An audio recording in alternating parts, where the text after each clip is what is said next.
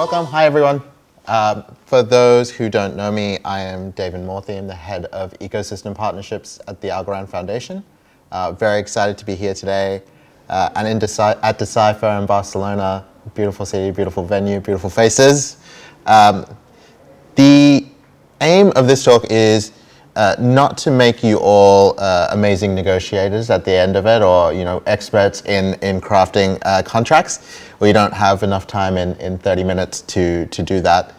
Plus, there is no kind of surefire, process-driven way to make someone great at negotiating contracts or structuring contracts in 30 minutes. What I aim to do is to raise a few key concepts, talk through them briefly, so that anyone who wishes to can follow up later, dive into those and improve their contract building and negotiating skills. Before we dive into it, is anyone here in the midst or recently negotiated anything, been a part of a contract negotiation, bought a house, done a rental contract? Yes, over here. What did you do? Sold a house. Sold a house. Sold a house. What did you do? I work in real estate in Florida and Texas, and now we're building a farm also in Colombia for blueberries. So I'm trying to, we're doing a lot of contracts, and we're trying to put it like as a smart contracts. Okay. In the future. Okay, perfect. That's very cool. So, what are we going to talk about? As you see from the slides, we're going to cover quickly why, quote unquote, smart contracts matter. Like, why is it actually important to pay attention to how you design, build, and negotiate a contract? Talk briefly about the importance of preparation, what that means, how to understand the interests and goals, both of yourself and your counterparty, and how being very clear about that can help you build better contracts. The concept of a Batner, which is, to anyone that's done negotiation or built contracts before, might be familiar, but is the best alternative to a negotiated agreement. Talk about building rapport and trust and the importance that plays, and go over just a couple of strategies and tactics as it relates to contract negotiation and building, and wrapping it up with how we handle objections and obstacles. Throughout, we might ask you guys around the examples you're talking about in real estate, or them about like how you're selling a house and how they might apply. But it's meant to be interactive, so if there's any questions at any point, or we want to dive into any points more specifically, please do let me know. Cool. So why do contracts matter? Why is it important to spend the time and make sure that an agreement is well negotiated? We'll cover this and then touch on how to make sure it is actually well negotiated, but I think this quote sums it up pretty well. So, clarity in business is key. It eliminates confusion, accelerates progress, and ensures everyone is on the same page. So let's go quickly through the concepts on this page. So, having a well-defined contract helps you minimize risk. Now, this could be financial risk by making sure commercial terms are well defined and negotiated. It could be minimizing the risk of non-delivery or late delivery. It could, basically most risks associated with the counterparty can be mitigated in some way by carefully negotiating and crafting clauses in contracts, and as we all know, we want to minimize the risk to ourselves. The second point is aligning incentives. So this is a very important one. So when you enter into a contract with someone, you want to be in collaboration with that party. You want to avoid or minimize situations where you and your counterparties are hoping or shooting for different outcomes, or incentivized to go about things in a different way. Like a good example of that might be, say you're contracting with a firm to build yourself a new website, right? And you've got a fixed fee, say it's $10,000, and you say the website needs to be live by, what date are we now? July. So say September 1st, or there's a penalty. It goes down to, fee goes down to $5,000. In that case, you might say, as a person who wants a website built, it's a good deal for me. Like I guarantee I get it done by September. In the worst case scenario, if they don't deliver it, I actually save some money. This is great. But then I guess aligning incentives is looking one step deeper and putting yourself in the shoes of the counterparty and saying, okay, well, if I was a company building a website and I know that if I go over a September 1 deadline, I lose half of my revenue. What am I incentivized to do? I'm probably incentivized to build that website as quickly as I can and deliver it to you and make sure that I run myself no risk of losing out on that revenue. So what does that leave you with? It probably leaves you with a website that's built and delivered quickly, maybe not the best quality, and maybe not as thoughtful as it could be. And that's actually like not what you want, right? Like you want them to take all the time up to September 1st and spend as much time as they can on that website. And if things are not going to plan, being able to extend that deadline to make sure you actually get the deliverable that you want.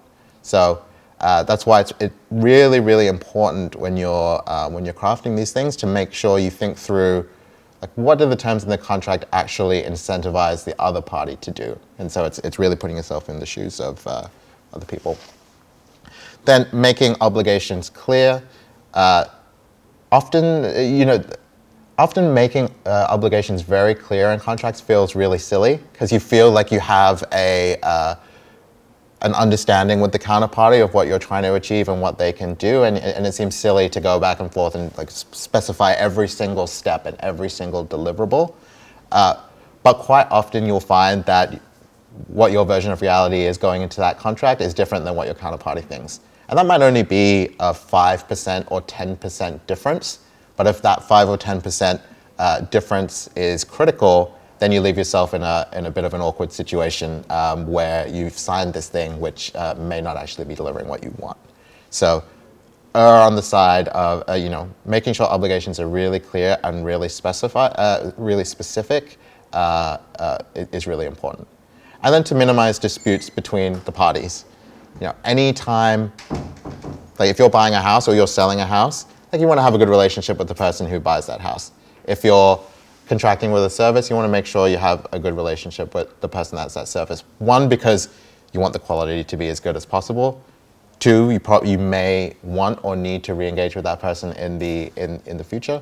And so making sure you have a good, well-negotiated contract that's clear in obligations, specifies what happens if there are disagreements, that type of thing is important, is really important to do. All right, so then how do you actually go about making sure that the contract that you negotiate and you put together is good, right? And one of the most important things is preparation. This seems super obvious, right? But the preparation is the single most important determinant of negotiating success. It's a quote by Deepak Malhotra and Max Bazerman. They wrote a book called Negotiation Genius. Recommendation for anyone that hasn't read that book, if you are interested in this topic, that is an absolutely great place to start. It's your favorite book? On that subject. Yeah? Yeah. What's the name of the book? Negotiation Genius. Why did you like that book so much? Negotiating is one of my favorite things. Yeah. I've got stacks of these books in here. All right. Yeah, so this is Chris Voss is my probably second favorite book. And Right. I just split the difference, but I think that Deepak just did such a great job of, especially as an intro book or something coming new to it to summarize, it's like a good review. It just breaks down each section of what you need to do to kind of get negotiation in your head and how to expand your horizons. Right. And also there's a chapter on how to negotiate from a position of weakness. Mm-hmm. I think they wrote that very well, and it's helped me a couple times to revisit that in times when I've needed to get myself out of a little jam. So it's probably my favorite book for that topic. Absolutely. There we go. Yeah. So that's it. It's Negotiation Genius by Deepak Malhotra and Max Bazerman. Anyone here or watching that wants a great book. Recommended by Andrew as well.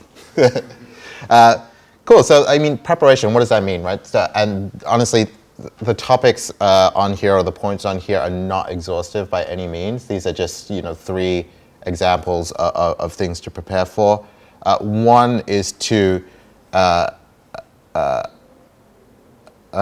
understand your market conditions. And I think there's almost never a case where you and your counterparty are going to be completely aligned, right? Like very rarely are you going to go into it and say, I want to pay this much. The counterparty says, great, I wanted to charge that much. We're perfectly aligned on all the terms, let's just sign. And so there's always going to be this art form of getting from where you want to be, where they want to be, and finding somewhere that's mutually acceptable. Knowing and understanding market conditions really gives you the guardrails to be able to do this. And what we mean by understanding market conditions could be, understanding what similar companies are charging for similar services or that product. It might be what the standard payment terms are in that space. It might be what the delivery terms are, what protections there are on liabilities. And then it's even broader than that, and understanding is the service that you're trying to engage very in demand at the moment? Are you trying to find a Web3 developer, for example? And potentially you're not negotiating from a position of strength. Or is it something that's not in demand and you're trying to hire and you are in a position of strength? None of this means that you can not negotiate a contract, but it's very important to do the preparation so you understand where you stand and how to negotiate and how to leverage that in the negotiation. The second part is to know your counterparty.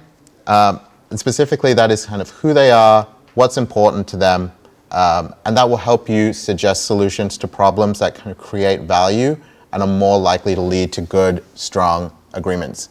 And this might be knowing your counterparty on a company level, like what are they trying to optimize for? Are they trying to optimize for bringing in revenue now? Do they want payment terms that are upfront? Understanding that, but also understanding the specific person you're negotiating with. Are they a salesperson? Are they targeted quarterly? Are they targeted on a half basis? Are they targeted by the amount of revenue that they brought in or the number of deals that they close? Like understanding what motivates both the company and the specific person that you're dealing with will help you to craft something that's more beneficial for yourself.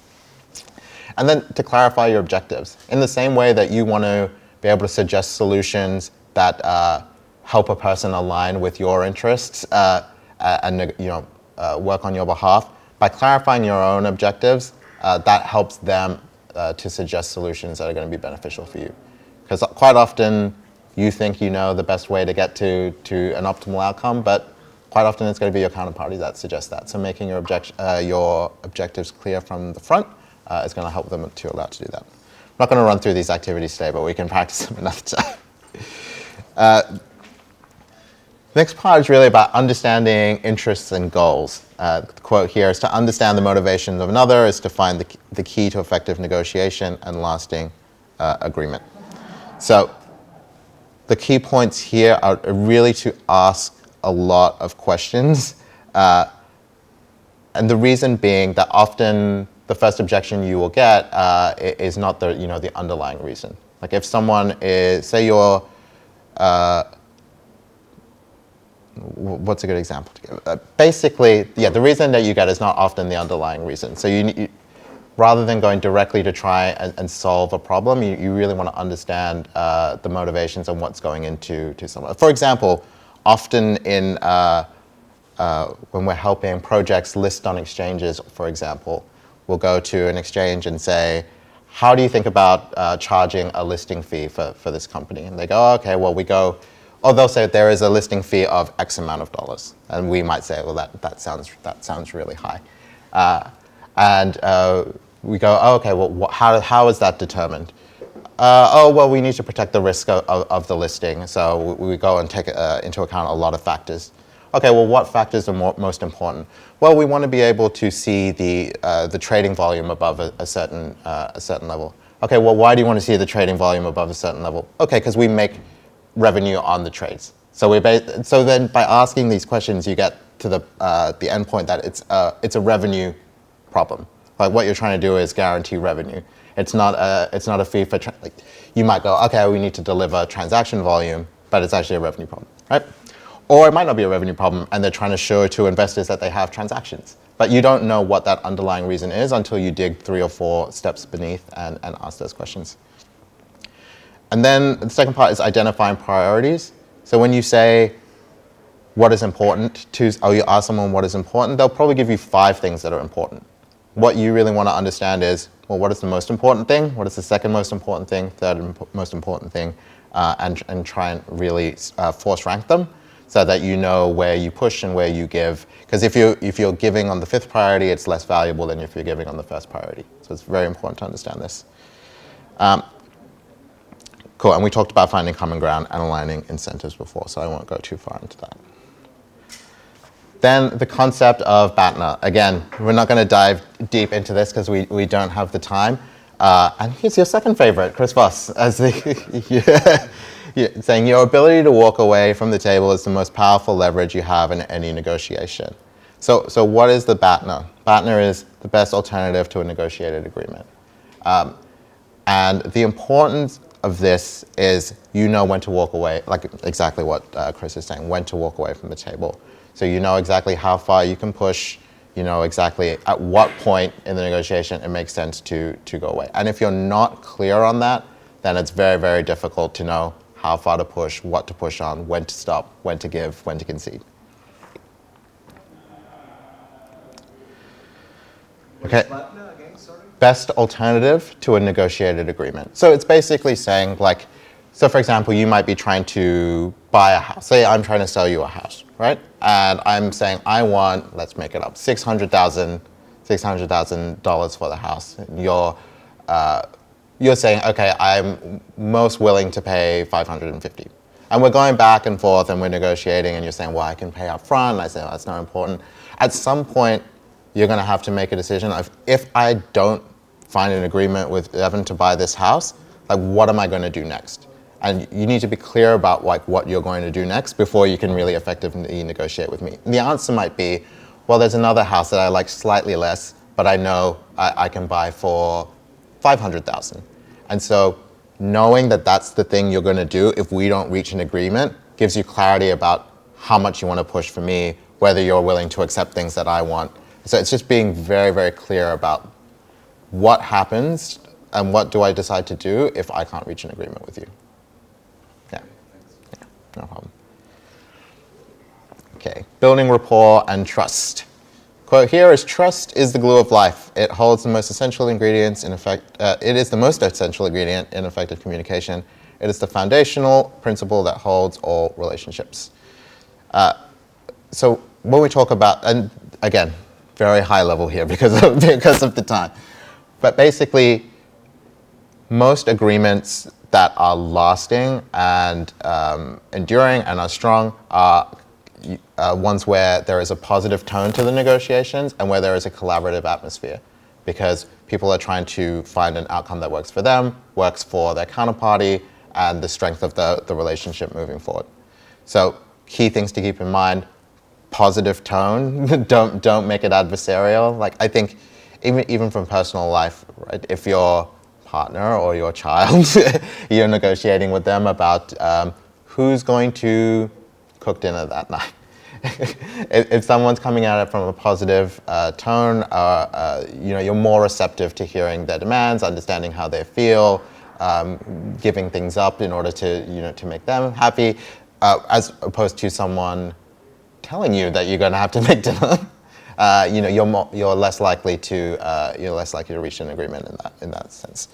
And then effective communication, which is like active listening, making sure you hear what the person is saying, you relay that back to them in that, maybe not in their own words, in your own words, so that you can show and demonstrate that you've heard and understood what they've said. Actually clarifying someone's position back to them in what different words than they use is like a very strong way to make someone feel understood and heard, and which is very, very important when you're creating these agreements. Okay, strategy and tactics. A win-win solution is the best way to move forward. It builds trust and fosters lasting partnerships. Richard Branson. So in this, we're talking about making agreements and negotiating for things that are a win-win for both parties. And that's opposed to zero-sum. Zero-sum being where I win, you lose, right? So Autumn's trying to sell me a house. She wants, again, $600,000. I want to pay $550,000. We only talk about that. I end up paying $600,000. She wins. I lose. We feel bad, and that goes into distributive versus integrative negotiation, which you should all read about. But it's about creating things that are win-win. Now, that same situation could be win-win by putting multiple things on the table and aligning incentives, right? So, and this all goes back to the other things that we discussed earlier about knowing your counterparty, identifying priorities, clear communication allows you to do this. So for example, Autumn might care about selling her house for $600,000. That's an important priority. But actually, she's put an offer on another house that's $550,000, and she needs to settle on that in 30 days. So priority one is probably settling quickly, or maybe paying for that house in cash, should you be so lucky to be able to afford that. And then maybe a secondary priority is getting the maximum value, like that 600. It's still important to her, but actually getting it done quickly is more important to her. And so then you can find these win-win. You have the ingredients to have this win-win. By having that communication, identifying those priorities, knowing Autumn's personal situation, maybe we can meet in the middle and say, it's $575, but I'm going to pay in cash and we're going to settle in 30 days instead of 6 months. And then Autumn feels like she's won because she's got her top priority. I feel like I've won because I'm playing closer to what I want.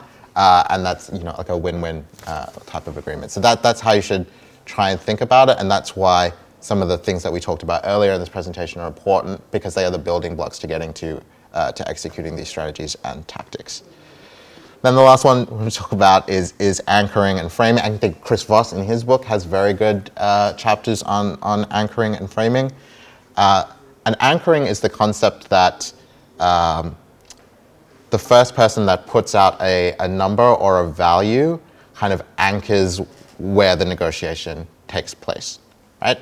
So for example, say you want someone to build a website for you, and you want to pay $10,000. And you've done your research, you think that's fair, whatever, like you've got your reasons for doing that. They come in and say, it's $50,000, right? They're the first ones to say that number. They come out and say, it's $50,000 to build this website. That has a really strong psychological effect on the person on the other side, because they know to say, actually, I want to pay $10,000 is 400% away, or whatever the percentage is, away, right? And so they might think, oh, okay, I actually felt like I got a good deal because I got 20% off, And 20% off means they pay, what, $40,000, which is still 4x what they paid. But it feels, it's a strong psychological tool that you can use to anchor the price. And so you should think about that. And actually, when you're in a negotiation and someone throws out a number first, and you feel like, oh no, now I can't ask for 50% off, or I can't ask for 80, 90% off that number. Like, to be aware that anchoring is a thing that happens and has a strong psychological effect on you. And if you're aware of it, you can do things like re-anchor by, again, saying a number that's significantly lower, and you try and make that the psychological anchor to negotiate around. Or maybe you can't reach an agreement, but you're just aware of what is happening. Just being aware of what happens to you psychologically when someone throws out an anchor number like that. And then framing. And this is really, I think of it as like the window that you look at the negotiation through. So there might be a million reasons that you're trying to do a deal, that a million relevant factors, and it's identifying which are the most important to your counterparty, what is the way that you want to showcase your case and make your argument as to why you're trying to argue for something, and that's kind of what framing is. It's saying, I'm going to focus on these 3 key points instead of these other 3 key points because I think it's more beneficial to my position to do so. Then handling obstacles and challenges.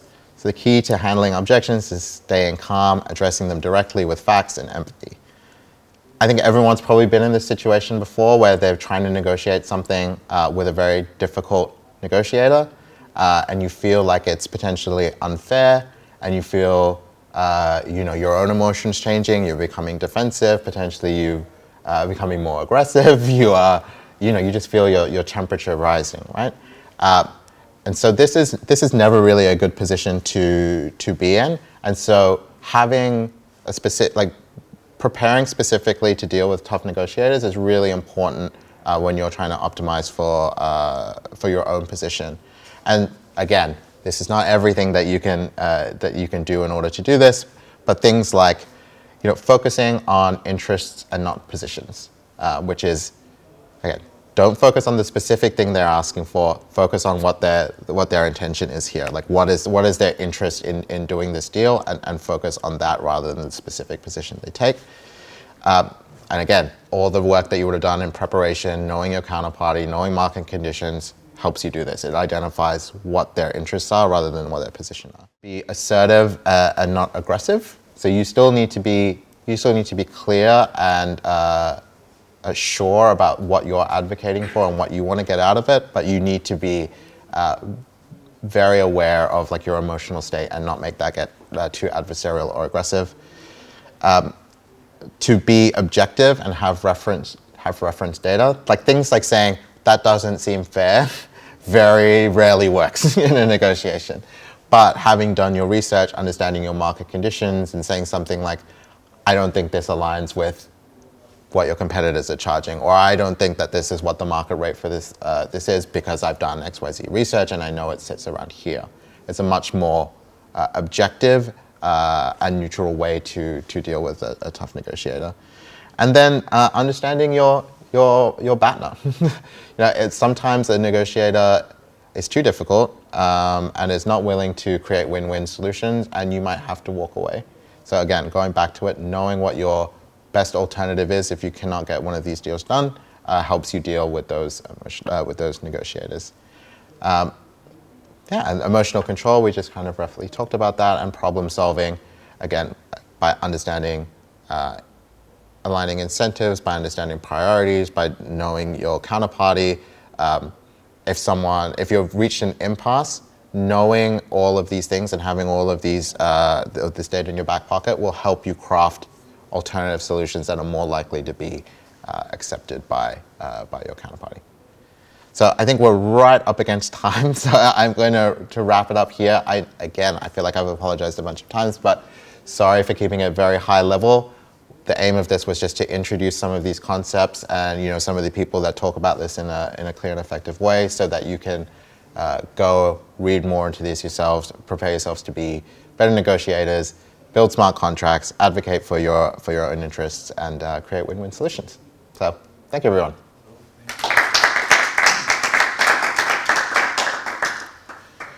Great. That was good. Thank you. I like the high level. You like the high level? I do. Yeah, but yeah, Chris, the books that we mentioned, Negotiation Genius, there's Never Split the Difference by Chris Voss, who was like a former FBI negotiator. So. He does a master class too. Oh, he does? It's very entertaining. Yeah. He just got this thing where he does the Saturday Night DJ voice. He calms the whole situation down by talking in a certain low tone. That's one of his tricks for making sure that hostages don't die. But listening to him in the masterclass is pretty fantastic too. Yeah, he talks about getting hostages out of the Philippines. He talks about a whole bunch of different. So it's like very, when you talk about like these business concepts, sometimes it's only explained in like a business context, and that can get boring pretty quickly sometimes. But hearing it in the context of like negotiating for a hostage life is super interesting. So I would recommend that book as well. Yeah. Cool. Well, thank you, everyone. Enjoy the rest of Decipher. It was too short. Huh? It was too short. I was like super interested in the subject. Do you have question time? Yeah, sure. Question. Yeah. What you're talking about, like discerning somebody's interests and motives. How do you approach that then, as far as like when you approach a deal? Like, oh, this person's underlying motive is that you just want to get into a house earlier. You know what I'm saying? I mean, it's asking questions. It's building rapport. Yeah. It's like. You know what I mean? Like, so say, again, going back to it, someone's going to sell her house, and I come in and I like start grilling her. Well, why are you selling the house? What's wrong with it? Yeah. Why do you want to get out? You're probably not going to, she's going to be defensive, she's not going to tell you. But if you're like, oh, this house is great, like, why would you want to leave it? Are you, like, what's changed? And, oh, actually, family's getting bigger, or whatever it is. We want to go and we want a change of scenery.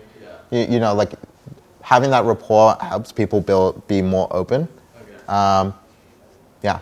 And, yeah, I mean, you can be honest about it as well, right? Like, you go, say someone's asking 600, you can't do that, and you're like, hey, I don't know if I'll be able to meet this asking price. Like, is there anything, like, I really love the house. Like, is there anything else that's like important to you? Sure. And like, being direct and open can, elicit that on a human level, right? Like being direct, being inquisitive, putting something up front, like, and Chris Voss talks about this, but being like, oh, you're going to hate me, but I'm definitely not going to be able to give you the asking price. Like putting yourself in that deferential position, like makes people want to say, no, I don't hate you. We can totally find a way to, yeah.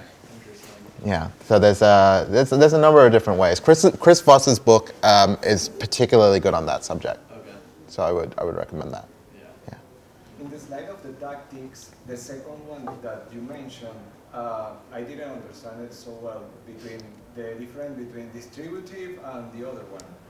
Yeah, so basically, the simplest way to think about it, and like we can share some stuff with you to read. The simplest way to think about it is like win-win versus win-lose. Like if you can create agreements and negotiate to a position where both people feel like they've won, or both people actually do win in some meaningful way, that's likely to be a longer lasting agreement than. Distributive. Yeah. Okay. Win-win. No, integrative is win-win, distributive is win-lose. Okay. Yeah. It's because everything that you gain necessarily means that I lose. Yeah. Okay. Cool. Thanks. Thank you, everyone.